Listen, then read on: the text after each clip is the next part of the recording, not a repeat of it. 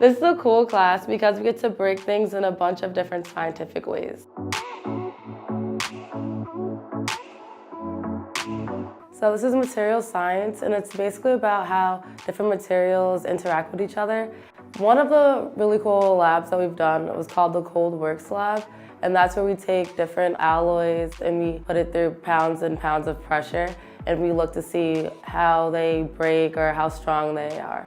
Another cool lab, we took two different materials, tin and bismuth, and we heated it at really high temperatures, and we let it cool, and we were able to see the different structures inside of the material.